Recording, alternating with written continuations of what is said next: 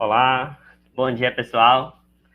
Desejo boas-vindas a cada pessoa que está aqui com a gente nesse painel de oportunidades. Bem, eu sou o Thales, sou líder de comunidade no Inovativa e hoje eu vou mediar uma conversa com duas pessoas que eu particularmente sou muito fã. Essa programação faz parte do evento Inovativa Experience, que tem como objetivo proporcionar uma experiência de conexão entre startups e stakeholders do ecossistema de empreendedorismo do país, resultado do movimento de aceleração e fomento à inovação do Brasil. O Inovativa Experience foi criado para todas as pessoas empreendedoras e os participantes nessa fase de conexão do programa de aceleração que é aberto ao público geral. Neste painel, vamos abordar o tema conexão com grandes empresas. Como preparar minha startup para interagir com grandes empresas. Bem, é um tema que eu gosto bastante. Então, para aprofundar sobre isso, nós trouxemos duas pessoas. Convidamos o Rodolfo Zurin, da Emotion Studio, e a Marina Almeida, da Natura Co. Eu gostaria que vocês aproveitassem e coloquem no chat as dúvidas que vocês tiverem, perguntas, para essas duas pessoas super convidadas, que nós vamos responder, vamos ter um momento para bater papo e responder as dúvidas ao final. Ok? Para apresentar essas pessoas, claro, que estão aqui com a gente, vou começar pela Marina. A Marina é uma apaixonada por criar, conectar e fazer a diferença e além. Ela acredita que é possível expandir e incluir, criar possibilidades onde antes não havia nada. Acredita na potência do coletivo e no poder individual para mudar o mundo. Na intuição, na parceria, na colaboração e no jeito maker de se ser e fazer. E assim tem feito. Responsável por criar e liderar o Innovation Lab no Natura Co, Latam, que tem por missão acelerar a inovação por meio de conexão e novos negócios com startups, Natura Startups, além de projetos de inovação disruptiva que exploram futuros e tecnologias emergentes, sempre atuando em rede com as diversas áreas de inovação do grupo. Uma eterna curiosa, já viveu muitas histórias em lugares diferentes, inclusive se aventurando em projetos empreendedores com a missão de expandir as possibilidades das pessoas através da educação. Formada em Publicidade e Marketing, com titulação em Relações Públicas e formação prática em Programação Neurolinguística. Olha só que currículo dessa mulher, hein? Eu mesmo já estou curioso. Apresentar também, que está com a gente, o Rodolfo Zurin. Ele trabalha com startups de inovação há 14 anos, ajudou a desenvolver o ecossistema de Minas Gerais, trabalhou no fundo Novarum, primeiro fundo exclusivo de Seed Capital do Brasil, fundou as operações da Endeavor em Minas Gerais, criou o Hub Minas Digital, programa de inovação aberta do governo de Minas, que conectou mais de 30 empresas com 250 startups. Foi Head de Corporates e Talentos no Cubo, maior hub de inovação e startup da América Latina, e é sócio da Emotion Studio, maior startup estúdio do Brasil. Bem, como eu disse, pessoal, temos duas pessoas convidadas fantásticas aqui com a gente hoje. Então, agora, fiquem super à vontade, se preparem e complementarem isso que eu falei, essa pequena introdução que eu tenho que trazer para vocês aqui. Então, para a gente começar, eu gostaria de convidar a Marina para começar a contribuir com essa sua perspectiva, essa sua história sobre o assunto. E aí já começar, para poder abrir um pouco também, eu vou trazer uma pergunta, ela se apresente, eu trago ela pode responder, que é, Marina, você pode compartilhar com a gente como funciona, na realidade, a Natura Co? Como é que é no dia a dia, como é que as coisas funcionam? Claro, obrigada Thales pela introdução, obrigada à comunidade inovativa aí pelo convite desse evento. Bom dia a todos, pessoal, um prazer estar aqui com vocês, um prazer estar aqui com você, Rodolfo, dividindo esse papo, você que passou por tantos lugares relevantes aí do ecossistema, tem uma bagagem incrível, então tenho certeza que vai ser uma troca super rica aqui. E, gente, para começar, antes de eu já trazer aí como é que funciona, como é que a gente pode se conectar, com empreendedores por meio da Natura Co e o Natura Startups, eu queria compartilhar um vídeo com vocês. Não sei se todo mundo sabe, mas desde o começo do ano passado a Natura se consolidou enquanto grupo. né, a partir da aquisição da Avon. Então, eu queria pedir para o Thales aí tocar um vídeo só para a gente poder dar esse pontapé aí de partida, para vocês entenderem melhor o contexto onde a gente está inserido, e aí a gente já entra explicando de fato como que a inovação aberta tem funcionado. Pode ser? Com certeza.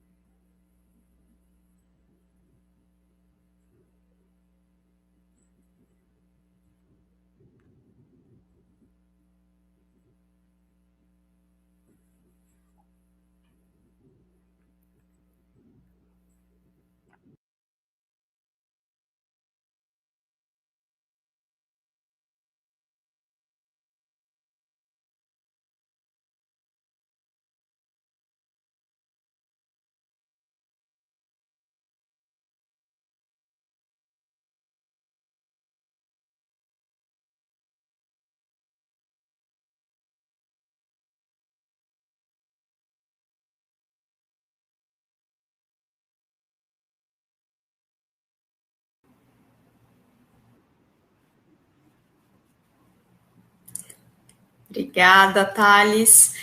Pessoal, acho que teve um probleminha aqui no sistema, o vídeo ficou um tempo sem som, mas ele tinha legenda, então espero que tenha dado aí para vocês acompanharem. De qualquer forma, o pessoal vai deixar o link aqui para vocês poderem assistir depois pelo YouTube. Esse é um vídeo que eu particularmente gosto bastante, porque eu acho que ele representa muito do que a gente vive no dia a dia aqui enquanto grupo, né, e que norteia todas as nossas decisões e o nosso jeito de ser e fazer, né. Então, já começando a falar aí um pouquinho da inovação aberta, então hoje eu estou à frente do Innovation Lab, como o Thales comentou, que é um time que tem, né, entre outras atribuições, aí a liderança do Natura Startups, que é a nossa porta de entrada oficial para que empreendedores se relacionem com as áreas da Natura & Co, né? Essa é uma mudança importante, então agora a gente atende não só a Natura, mas também Avon, Aesop e The Body Shop. O Natura Startups ele surgiu em 2016, né? Então a Natura já vinha fazendo inovação aberta há muitos anos e a partir de 2016, vendo todo o movimento e o potencial do ecossistema empreendedor no Brasil e no mundo, a gente abriu essa porta de entrada oficial para poder receber de uma melhor forma os empreendedores, né? E aí, ao longo desse tempo, a gente já teve a oportunidade de analisar mais de 5.000 startups, interagir com mais de 1.000, testar com mais de 100 e firmar parcerias, né, e escalar soluções e negócios com mais de 40. Então, a gente, de fato, leva a inovação aberta muito a sério dentro do nosso grupo. A gente entende que é uma alavanca importantíssima para acelerar a inovação, ampliar a nossa capacidade de geração de impacto positivo, e é isso que a gente veio fazendo ao longo desses anos. E na prática, né, como que isso funciona? A gente se norteia basicamente por meio de 3 pilares, né, para fazer isso acontecer. Então, o primeiro deles é entender que os empreendedores são essa alavanca potente para acelerar a inovação que eu comentei. Então, hoje, dentro da Natura, né, da Natura & Co, o que a gente busca trazer, né, para todos os colaboradores é que se você tem um problema na sua área, tem 90% de chance ou mais de alguém já estar resolvendo esse problema em algum lugar do mundo, né? Então, antes da gente começar a fazer interno, fazer do zero, pensar em como resolver,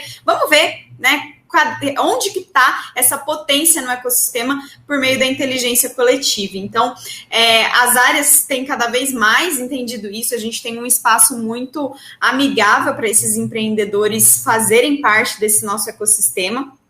E a gente faz essa busca, né, essa conexão com as startups de diversas formas, né, de forma proativa, quando a gente vai direto no ecossistema buscar essas oportunidades. A gente tem o nosso portal também, que é o natura.com.br/startups, depois o pessoal vai deixar o link aqui também para vocês, onde a gente recebe oportunidades de startups o ano todo, é um portal que fica aberto, né, uma porta de entrada aí a qualquer momento. E a gente também, né, faz uso aí de outras ferramentas, como chamadas de inovação. Em 2019, a gente lançou o maior desafio de inovação aberta da história da Natura. Foi super interessante essa experiência para a gente. A gente recebeu mais de 500 soluções de mais de 30 países. E foi muito transformador, né? Não só pela potência das soluções que vieram, mas também por toda a mobilização interna em torno de um problema comum. Então, tem diversas formas com que a gente se conecta com esses empreendedores e usa, né, essa potência para poder acelerar a nossa inovação.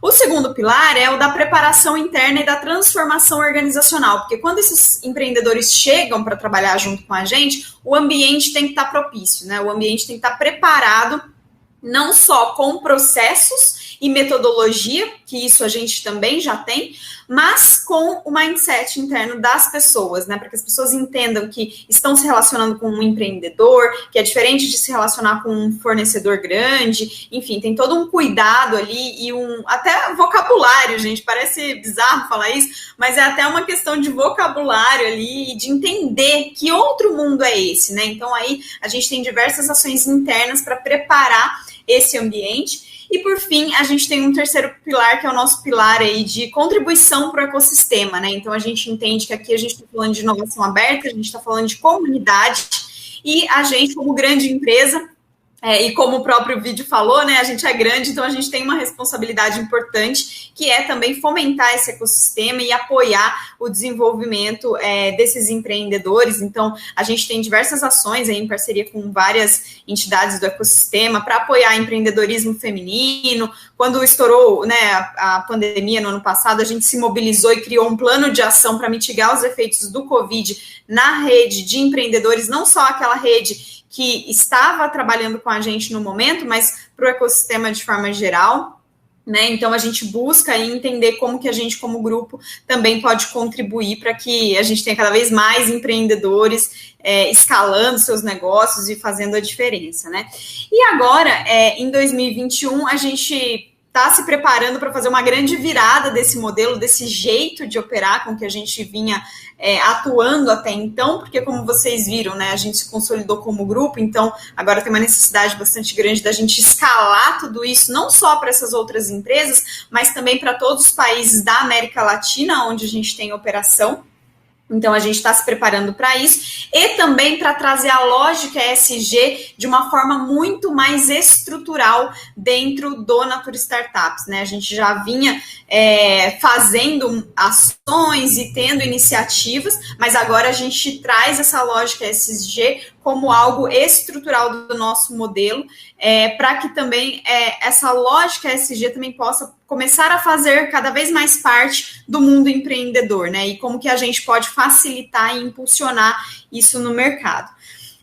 Então, além dessa questão da escala, da lógica ESG, a gente também começa a avançar aí para outros formatos de engajamento. Até então, a gente vinha muito focado em parcerias, em co-desenvolvimento, e agora a gente começa a explorar também outras possibilidades junto ao ecossistema, como, por exemplo, o intraempreendedorismo, né? Então, a gente, Rodolfo aí está à frente de um Startup Studio, sabe o quanto que esse novo jeito de fazer inovação está crescendo, e a gente também está ligado nisso. Já temos, inclusive, uma primeira iniciativa de startup interna, que é a Naon.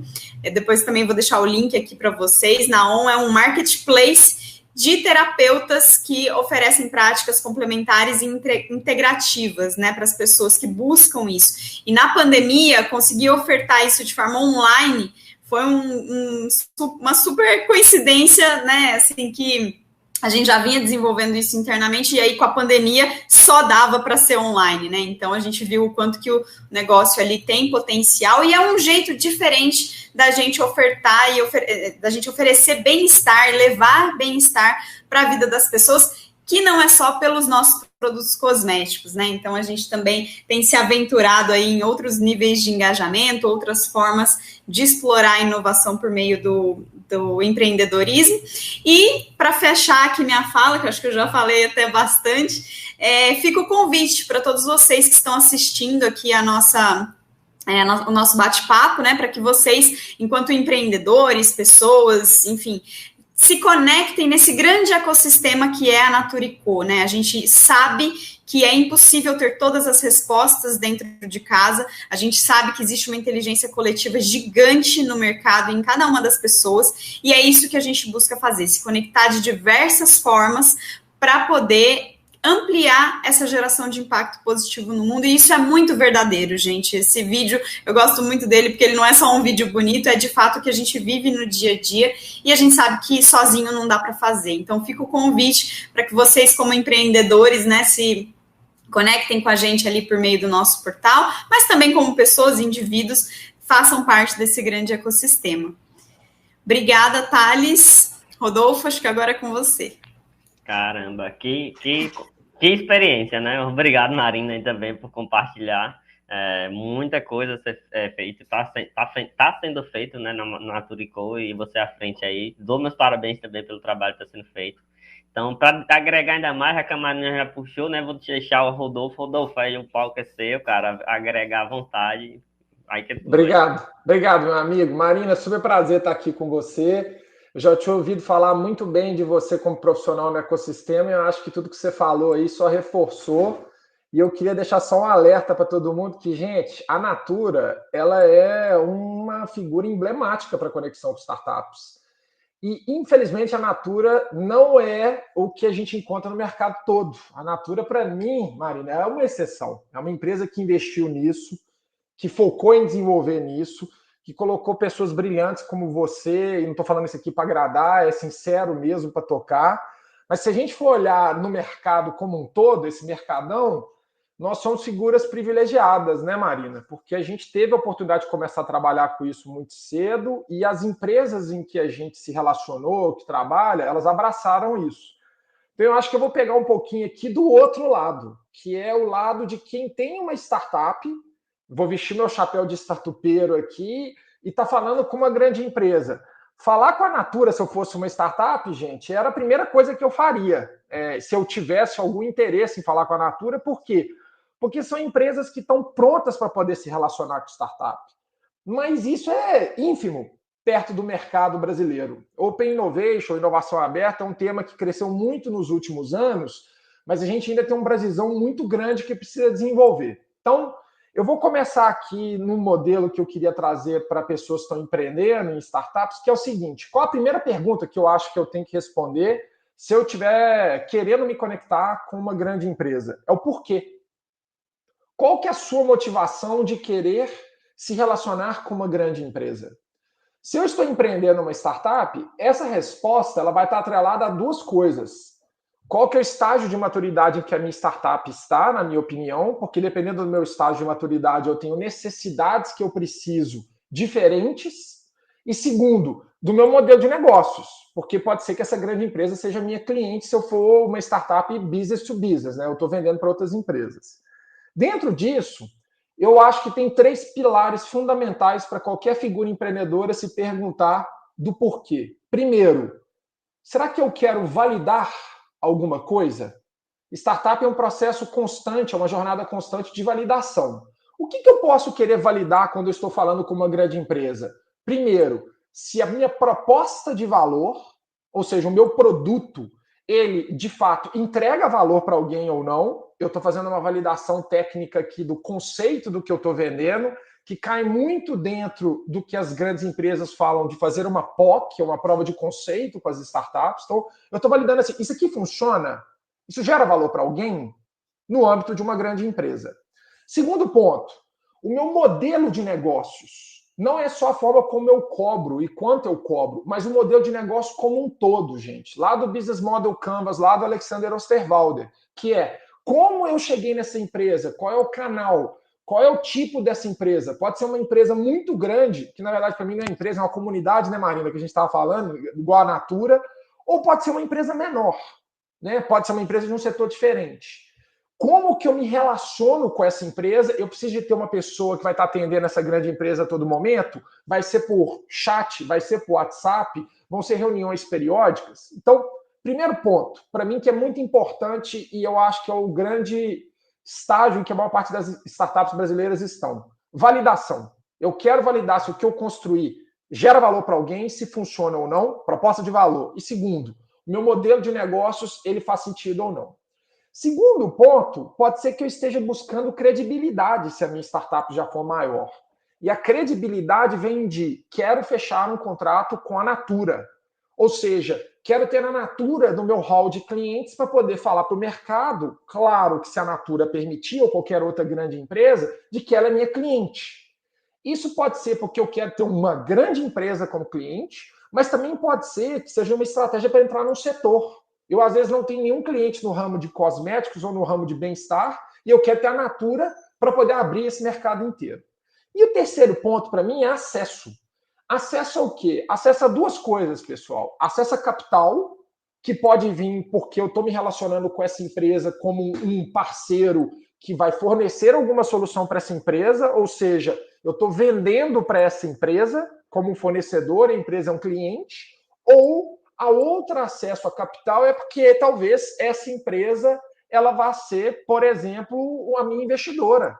Ela vai investir na minha empresa e vai se tornar sócia da minha empresa como se fosse um investidor de venture capital, né? E, por fim, o segundo ponto que, às vezes, muitas startups eu acho que ignoram é o acesso ao conhecimento do setor e ao conhecimento de se relacionar com uma grande empresa. Muitas startups, elas ignoram que cada setor tem uma particularidade muito grande. Não, eu tenho uma solução escalável que atende todo mundo. Gente, 99% das startups ainda não tem uma solução escalável. 99% das pessoas que estão empreendendo em startups ainda estão buscando encontrar um modelo de negócios escalável. É por isso que você ainda é uma startup. Quando você já encontrou isso, você deixa de ser startup. Então, essa curva de aprendizado, se a gente se relaciona com grandes empresas que têm alguma referência muito forte no setor, ela ajuda a gente a encurtar. Porque o que a gente está querendo buscar quando nós estamos empreendendo uma startup no final do dia é errar o mínimo possível, o mais rápido possível, com o mínimo de gasto possível. Então, esse aprendizado de se relacionar com uma grande empresa, ele ajuda muito nisso. Então, para mim, são esses três pilares. É o pilar do porquê, da validação de produto e de modelo de negócios, é o pilar de credibilidade do setor e de um nome de uma grande empresa, ou seja, de reputação, e o terceiro é de acesso a capital ou a conhecimento. Aí entra para mim, Thales e Marina, no segundo tópico, que é com quem eu vou fazer isso. Aí está muito importante, gente. Esse com quem, ele parte muito se nós, nas nossas startups, temos um grau de entendimento sobre a maturidade daquela grande empresa para lidar com o que a gente tem para poder oferecer. Quanto mais madura a estratégia de inovação, a estrutura de inovação e a governança de inovação de uma empresa, mais fácil vai ser eu lidar com essa grande empresa. Quanto menos maduro, exemplo, a grande empresa não sabe nem o que é startup. Gente, nós vivemos aqui dentro dessa comunidade uma bolha. Nós somos privilegiados. Agora, grande maioria desse nosso Brasilzão não sabe o que é startup. Então, se a gente for fazer negócio com uma empresa que nunca relacionou com startup, eu, como empreendedora dessa startup, tenho que saber que eu tenho uma curva de maturação que eu vou ter que ensinar para essa empresa. Ou seja, na prática, o seu custo de aquisição daquele cliente, se você quer ele como cliente, vai ser maior. Você vai ter que investir mais tempo, você vai ter que fazer mais reuniões, você vai ter que capacitar o seu cliente. E aí que eu vejo um grande problema. Porque a maior parte das startups acha que ela já é escalável e ela já tem que começar sendo totalmente escalável. E elas investem muito pouco em recursos na área comercial, na área de educação do cliente, na área de relacionamento do cliente, e acha que é obrigação da empresa, como um cliente, simplesmente pegar a solução, colocar e escalar lá dentro. Está errado, gente. Vejam bem, a grande empresa ela está interessada, principalmente no final do dia, em gerar algum impacto dentro do seu negócio. Se eu, como startup, quero ajudar essa grande empresa a gerar impacto no negócio dela, eu tenho que ter um interesse muito grande de investir tempo, que muitas startups avaliam errado, mas é tempo para conquistar o relacionamento com essas empresas e para poder conquistar, talvez, algum desses objetivos que eu falei. Senão eu vou me frustrar no meio do caminho e eu vou pôr a culpa na grande empresa, e não necessariamente a culpa é da grande empresa. Na grande maioria dos casos, muitas grandes empresas ainda não estão prontas. Eu vou citar um exemplo. Quando eu trabalhei no Cubo, no início do Cubo, lá quando o Pripas era o líder do Cubo, ele me falou, o Itaú pedia o balanço auditado dos últimos 3 anos das startups que estavam querendo fazer negócio com o Itaú.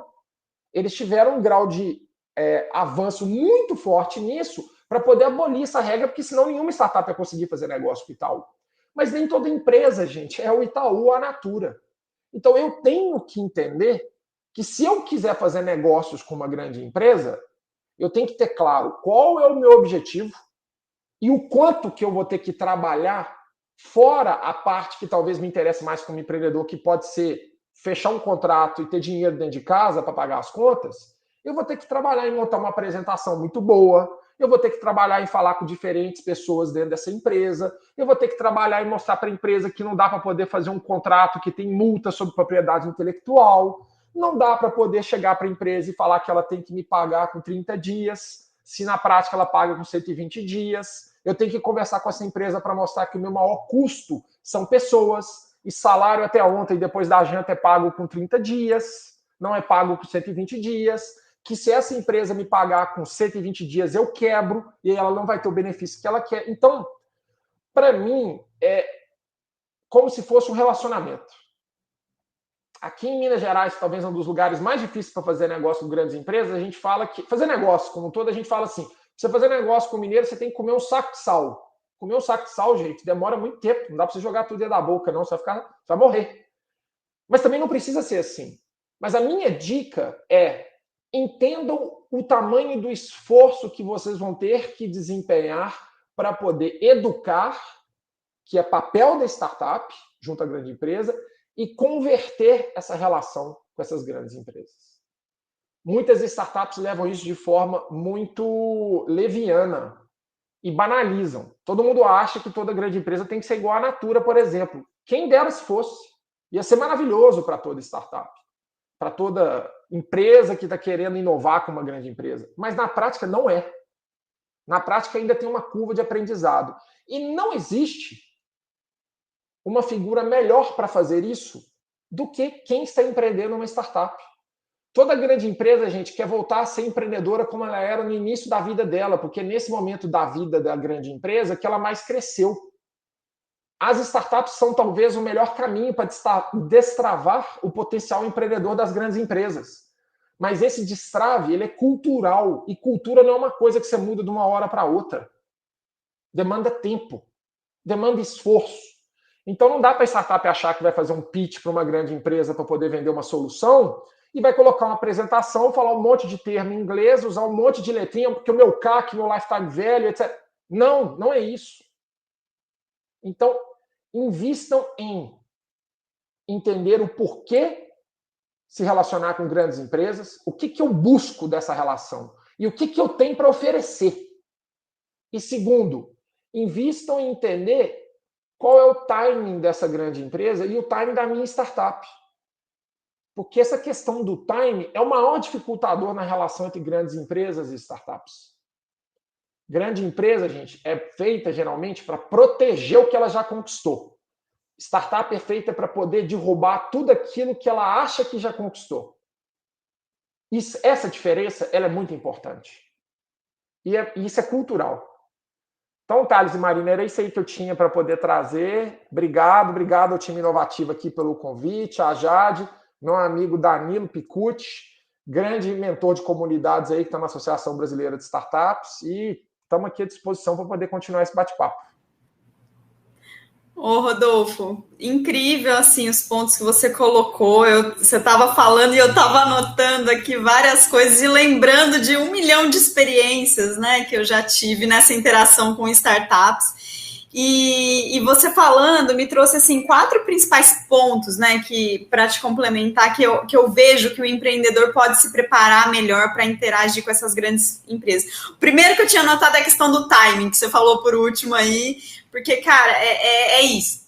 Se a gente não tiver essa sensibilidade para o timing, o negócio vai por água abaixo muito rápido, né? E eu acho que tem uma questão também, aí do ponto de vista da empresa, que às vezes a empresa não está pronta para aquilo, para aquela proposta, né? E aí tem um exemplo, é lógico que eu, como time de inovação, né, gente, eu vejo um negócio surgindo no ecossistema, eu já quero trazer para alavancar, para a gente sair na frente. Só que não depende só do time de inovação ou só de alguns poucos times. Às vezes precisa de uma mudança até em estratégia da empresa, em foco, é algo muito maior, né? Mas outro dia eu estava conversando com um empreendedor que hoje é um dos nossos melhores cases, assim, ele está escalando já para vários países, no core da nossa estratégia, está fazendo um trabalho incrível. E aí ele estava me lembrando que a primeira vez que a gente conversou foi em Cajamar, 2017, quando a gente estava ainda ali nos primeiros anos do Natura Startups. Ele já tinha, né, tinha uma solução ali para conectar a rede de influenciadores e tal. E aí ele falou isso, eu falei, caraca, eu lembrava que fazia tempo que eu já conhecia ele, que eu tentava trazer, mas eu não lembrava que era tanto, né? E assim, e a gente foi mantendo esse relacionamento ao longo do tempo, para até que chegou no ponto que hoje, boa parte do foco, da prioridade da empresa está em alavancar esta comunidade por meio de social selling, peer-to-peer learning. Então, assim, é o timing. Aí ele entrou, tipo, fluido, a gente já conhecia, já tinha uma relação, e entrou e acelerou, né? Então, é lógico que a gente busca fazer o mais rápido possível, diminuir o máximo esse lead time, já estamos diminuindo bastante, mas, dependendo do tema, às vezes demora mesmo até uma maturação do próprio mercado, né? Para isso se tornar uma relevância para a empresa também. Então, acho que essa questão do timing, ela é muito importante. Eu acho que tem empreendedores que perdem a mão aí, porque ele sai da construção do relacionamento para virar aquela startup que não dá sossego, que não entende. Você vai lá, você explica, e aí ele continua, né, entrando ali, e às vezes até pior, né? Entrando por várias portas, só que todas as portas, pelo menos no nosso caso, que a gente tem um time de inovação focado nesse relacionamento, todas as portas caem na gente. Então, assim, é um negócio que começa a ficar enlouquecedor e gera uma entropia interna, um ruído interno na organização. Então, aquele empreendedor começa a ficar até, a gente fala, cara, eu não sei se eu quero trabalhar com ele mais, porque ele não tem o mínimo de sensibilidade para entender o meu contexto, que eu já expliquei, né? Então, acho que esse é um ponto, assim, que não façam. Façam de uma forma a construir o relacionamento, que foi o que o Rodolfo comentou, né? Tem um outro ponto, gente, que é assim, às vezes, né, nas empresas que vocês vão interagir, agora eu vejo que isso está crescendo cada vez mais, de ter esse time focado em ser essa ponte, né, entre as áreas e o ecossistema empreendedor. Ouçam esse time, porque esse time ele é um grande tradutor de mundos, né? Então ele entende o mundo da startup, entende o mundo da grande empresa. Exemplos, né, de que já aconteceram com a gente vai lá, prepara o empreendedor, prepara o pitch dele, dá todos os toques, aí chega na hora do empreendedor falar com os executivos, ele fala o que ele quer, ele muda tudo, e ele não segue as recomendações. Aí, obviamente, não dá certo, né? Então, e para a gente acaba sendo frustrante, porque a gente enxerga o potencial, mas falta essa tradução, né? Então, eu acho que essa abertura também para entender, como é que eu adequo o meu discurso, como é que eu adequo essa minha proposta de valor para o mundo do executivo, que está preocupado também com 1 milhão de outras coisas, né? Então, ouçam esses conselhos, não passem despercebido.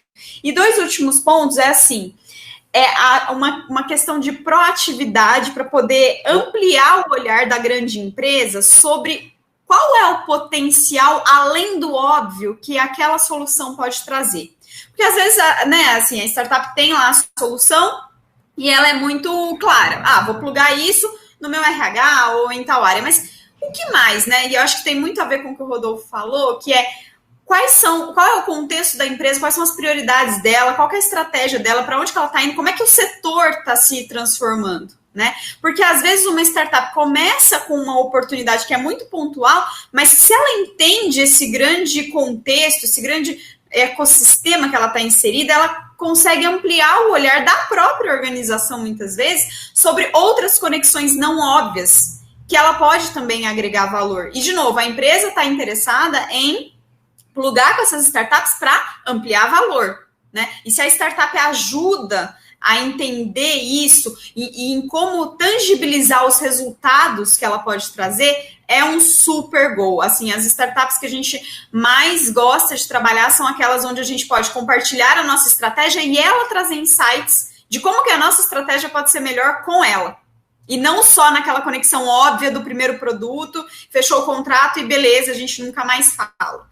Né? Então, acho que isso para mim, Marina, se você me permitir, é o cerne de uma relação de sucesso entre uma startup e uma grande empresa.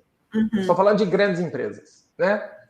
Porque se a startup se posiciona sem querer querendo como um fornecedor, ela vai ser tratada como um fornecedor pela grande empresa. Gente, grande empresa sabe tratar fornecedor muito bem, tem área de suprimentos, tem... O que significa isso, né, Marina? Tentando tangibilizar. Sim. Se a startup quiser só olhar para a grande empresa como um saco de dinheiro, que ela vai acessar aquele saco de dinheiro, sem ela ter que se esforçar para poder entender a realidade dessa grande empresa, sem ela ter que se esforçar para poder ter um processo de convencimento daquele grupo de pessoas que estão ali, sem se esforçar para poder comprovar para a grande empresa o porquê que a grande empresa tem que assumir um risco de fazer negócio com uma startup e não com uma grande empresa de tecnologia, sem se esforçar para poder ter um atendimento melhor. Quando a gente fala de grande empresa, o maior erro que eu vejo na maior parte das startups é que as startups querem tratar a grande empresa como se estivesse tratando uma pequena e média empresa, ou seja, tem que escalar, tem que vender para caramba, tem que fazer rápido, o CAC tem que ser baixo, o lifetime value tem que ser alto, eu tenho que escalar. Não é assim com grande empresa, gente. O próprio nome já diz, não tem muitas grandes empresas. Então, se eu, startup, quero ter uma relação com uma grande empresa, eu tenho que entender, eu quero ter uma relação de parceria ou eu quero ter uma relação de fornecedor? Fornecedor é o quê? RFP, menor preço, geralmente, está aqui a minha proposta e vai embora. Se eu quero ir além disso, eu tenho que fazer por onde para ir além disso? E é dos dois lados, né, Marina? Pegando isso que você falou. Então, assim, não é toda grande empresa que sabe fazer isso, mas quando tem essa abertura... Eu já vi muito startup reclamar da área de inovação de grandes empresas. Pô, o povo é lento, o povo não sabe, etc. Gente, é muito fácil a gente criticar quando a gente nunca passou por aquilo. Grandes empresas são quase como governos. Existe um arcabouço político por trás ali para poder tomar uma decisão que quem está na área de inovação, e eu respeito muito, é como a Marina, que é um navio quebra-gelo. Você vai quebrando barreiras todos os dias.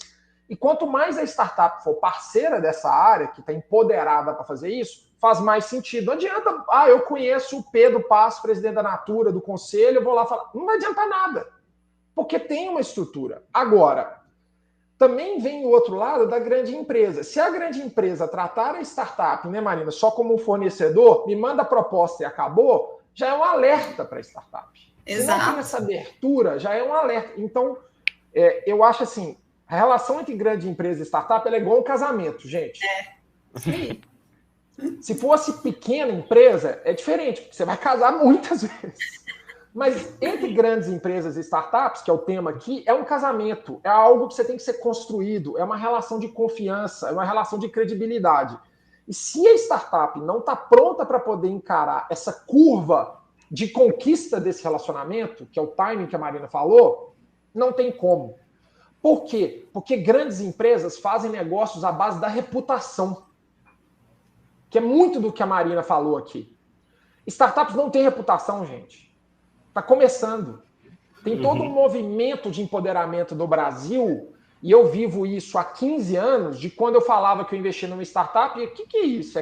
De qual sabor que é, de qual cor que é isso, eu não sei o que é isso. E usava o termo empresa de base tecnológica, para hoje todo grande empreendedor e empreendedora sai numa capa de revista, todo mundo quer ser startupeiro, todo mundo quer empreender startup, tem 5 bilhões de dólares e tal. Só que assim, isso ainda é uma camada. Então, se eu sou uma startup, eu tenho uma barreira para poder vencer na reputação com a grande empresa. Porque para a grande empresa fazer negócio comigo, ela está arriscando. E risco para a grande empresa, gente, é assim, ó, coloca o cabelo em pé. Por quê? Porque eu tenho que proteger o que eu já conquistei. Então, enquanto startups não entenderem essa essência, esse timing vai ser prejudicado, porque a startup vai querer fazer tudo para ontem, vai querer impor um ritmo diferente na grande empresa, e não é assim que funciona. E aí a gente tem que escolher quais batalhas que a gente quer lutar. Às vezes, eu fazer negócio com a Natura, para mim, é muito bom, porque já é uma empresa que vai me ensinar a me relacionar com grandes empresas que sabem fazer negócio com startup.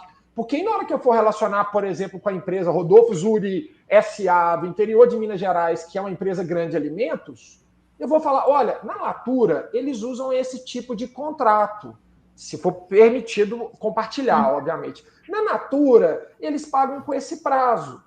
Porque a melhor coisa para você poder mostrar para uma grande empresa é o exemplo de outra grande empresa. Porque grandes empresas falam entre si. Tá. Galera, acho que até algumas perguntas já foram respondidas. Aí eu agradecer muito ao compartilhar a experiência da Marina e do Rodolfo.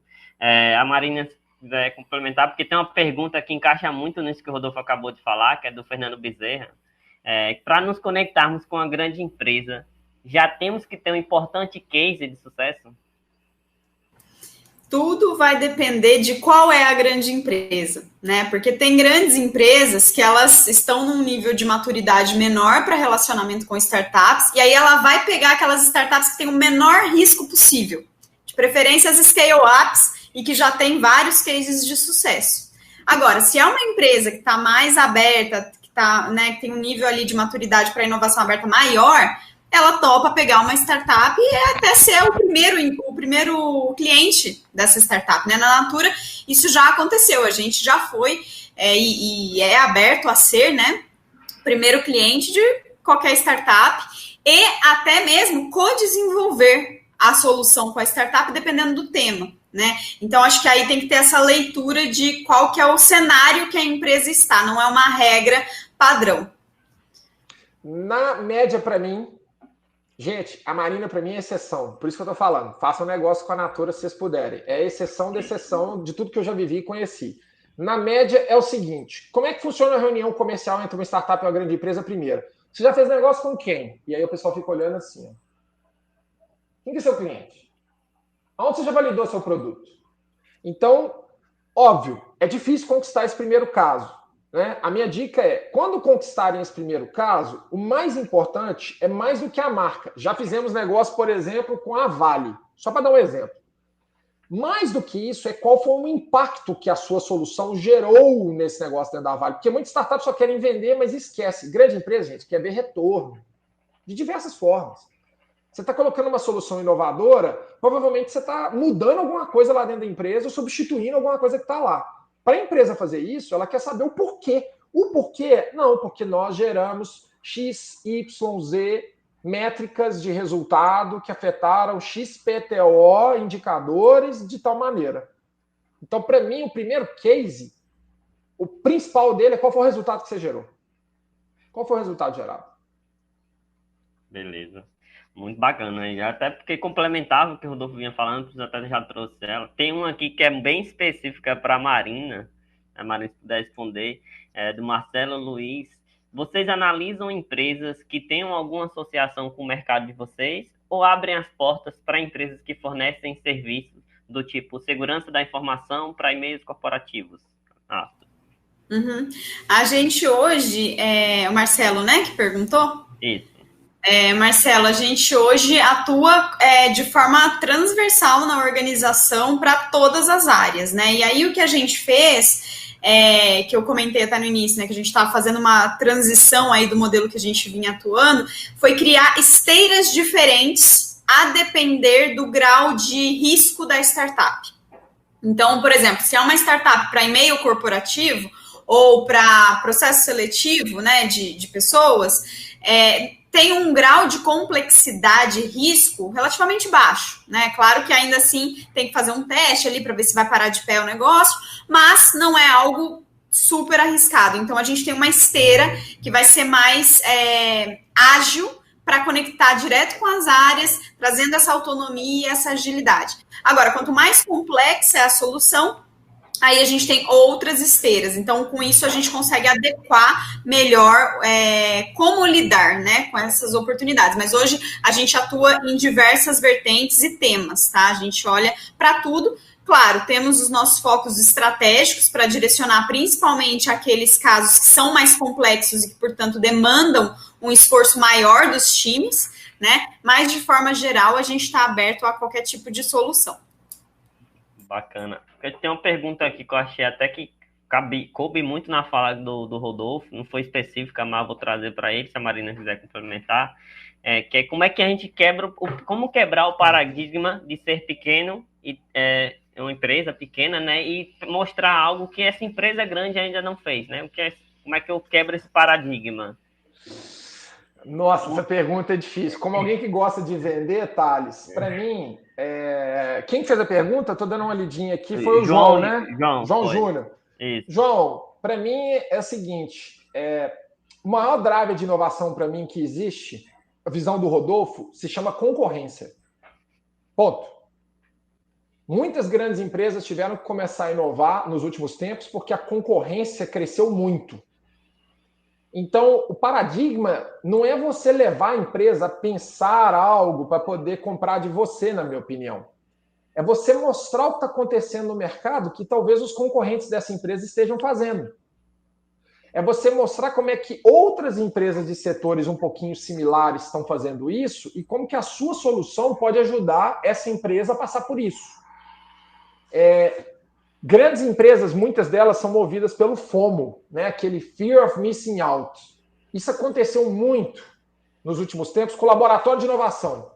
Fulano de tal saiu no exame que a empresa fez um laboratório de inovação. Nós precisamos fazer isso aqui. É uma ordem do presidente do conselho. Tem que colocar. Porque grandes empresas elas têm que proteger reputação e marca. E quando um concorrente está fazendo alguma coisa, o mercado é tão irracional, às vezes, que a preço da ação da empresa valoriza, mas na prática não entregou valor nenhum. Então, para mim, como alguém que gosta de vender, e o processo de convencimento faz parte de uma venda, eu mostraria o que está acontecendo no mercado. O que essa empresa está deixando de fazer. Agora, se você for agressivo, e eu já fui assim na minha vida, tá, João? Não, você tem que fazer, porque são muito ruins. Não vai funcionar. Porque toda grande empresa tem uma arrogância porque ela é grande. Ela já é grande. Se você falar para uma grande empresa que está errada, ela vai falar assim, olha, eu tenho um valor de mercado de 5 bi de dólar. Você não consegue pagar a janta aí da sua startup. Você está vendendo almoço para pagar a janta. Quem que eu sei para falar para mim? Então a gente tem que ser realista. E aí a gente tem que jogar com as armas que a gente tem. Qual é a arma que uma startup tem? Velocidade, preço mais baixo na grande maioria das vezes, tá? Ou seja, você tem a predisposição de fazer mais do que um fornecedor faria e você tem, em troca, uma exigência menor que talvez receber menos dinheiro, porque você está querendo validar. Então, muito é falado, só para concluir, sobre fazer provas de conceito de graça. Eu sou contra e a favor. Por que eu sou contra e a favor? Eu sou contra porque tudo que é de graça não é valorizado. Mas eu também sou a favor porque, às vezes, para você conquistar um relacionamento com uma grande empresa, pode ser isso que esteja faltando para poder fazer. Então, tem que balizar caso a caso. Se você está vendo que a empresa é pão duro e não quer pagar, eu não faria negócio, porque ela já não está te valorizando. Se você está vendo que a empresa está com a dificuldade de arriscar fazendo com você e que o preço é uma coisa que precisa ser mexida para poder dar esse próximo passo, avalia. Avalia. Eu só não acho que é uma coisa assim, todo mundo está fazendo. É óbvio que vocês têm que fazer. Se fosse óbvio, eles já estariam fazendo. Não é bem assim. Essa que é a minha dica. Bacana, valeu, Rodolfo. Acho que vamos pular para a última pergunta aqui, pelo tempo que a gente tem. Eu vou abrir para os dois, que é a Fernanda Bartolomeu perguntou como e por onde manter esse relacionamento saudável ao longo do tempo até chegar a hora certa. Falando um pedaço da fala até da Marina aí, se quiser complementar ou responder. Cara, é difícil, assim, uma resposta padrão, né? Porque eu acho que depende muito do estágio da startup, do contexto da empresa, enfim. Mas se eu tiver que dar, assim, uma dica geral, o que eu acho, gente? É ter este primeiro contato, né? Se a empresa já abriu a porta para te receber, é ter este primeiro contato de uma forma estruturada e adaptada, como a gente veio falando aqui, eu e o Rodolfo, né? Então, o primeiro ponto é causar uma boa impressão. Aí você pode causar uma boa impressão, o potencial ali tá claro, mas não ser o timing para colar na empresa. Mas de que forma que você pode ir alimentando esta empresa das evoluções que você tem feito no seu produto, das evoluções que o mercado tem tido neste segmento, flexibilidades, né, que eventualmente você já caminhou ali na sua startup e aí surgiu uma coisa nova que naquele primeiro contato você não falou. Então, manter o time ali com quem você se conectou sempre atualizado, mas não de uma maneira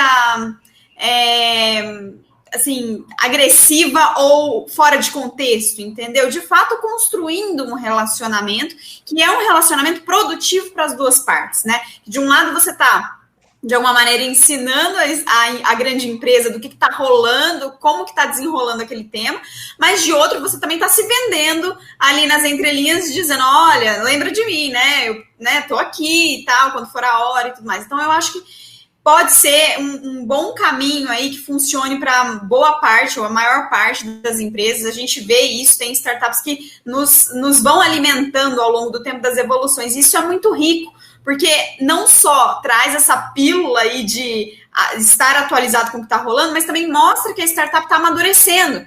Pô, esses caras aí são bons mesmo, né? O negócio está andando, que bom que está andando. Será que não está na hora de voltar, tentar empurrar aqui de novo? Então, acho que pode ser um bom caminho, essa quase que régua de comunicação aí, mas de uma maneira pessoal, né? As newsletters padrão também que chega, gente, aí, né, mostra que pasteurizou o negócio, você não está tendo um olhar para aquela grande empresa, naquele contexto, naquela necessidade. Então, essa que é a minha dica.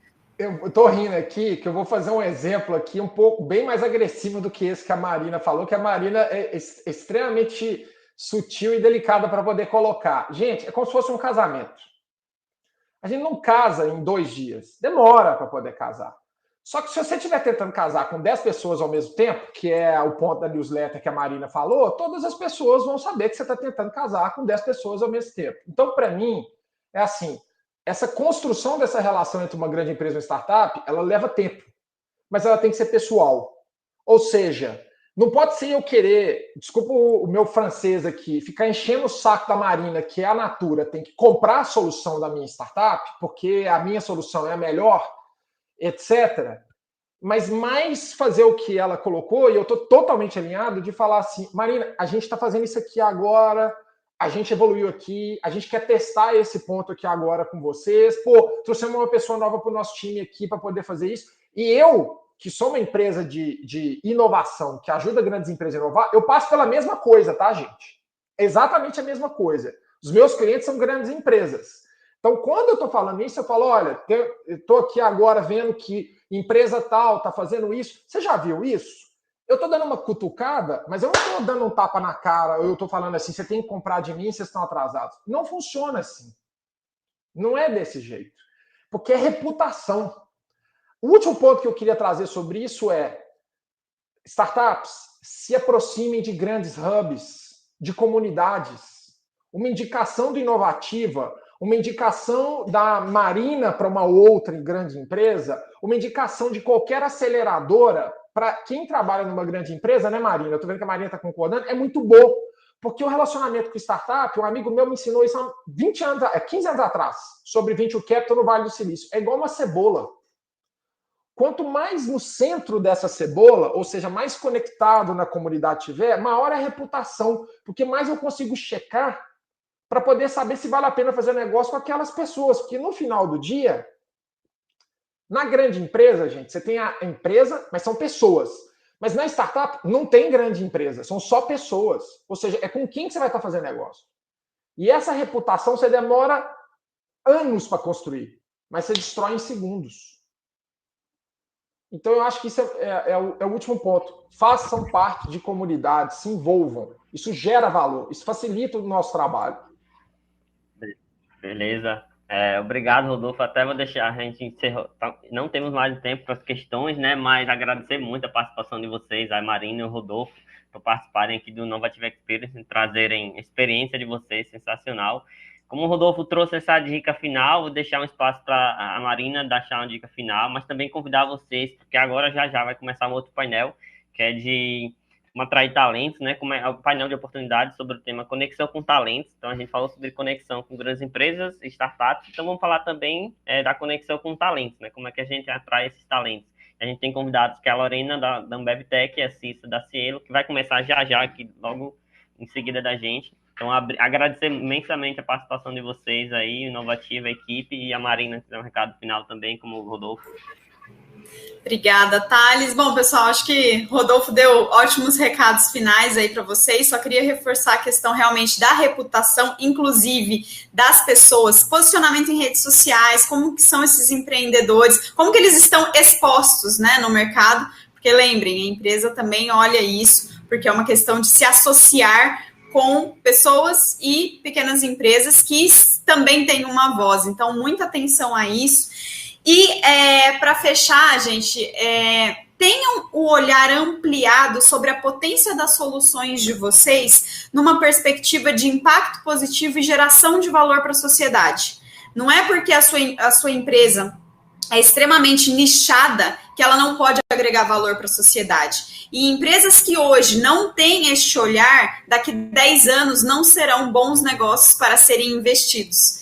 Então, fiquem com isso no radar. Obviamente, a gente sabe que startups têm recursos limitados, mas o ponto que eu estou trazendo aqui não é que você tem que ter tudo pronto agora, mas você tem que enxergar e isso tem que fazer parte da sua estratégia, quer dizer, aonde que você quer chegar e como que você quer agregar valor e gerar impacto positivo no mundo e na sociedade, porque isso é algo, essa preocupação é algo que está crescendo muito para as grandes empresas e para investidores. Se você não consegue ter essa visão estratégica, provavelmente daqui a 10 anos o seu negócio não será um bom investimento.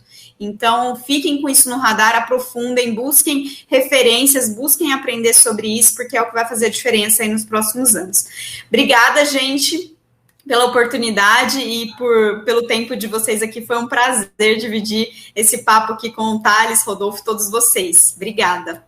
Tá. A gente que agradece a participação de vocês aí, muito bom, obrigado, agregou demais a contribuição dos dois. Então, obrigado à equipe, ao pessoal aí, continue assistindo já o novo painel também, é só clicar aqui e gratidão mais uma vez, até nos vemos já, pessoal. Continue assistindo o Experience. Gratidão. Tchau, tchau.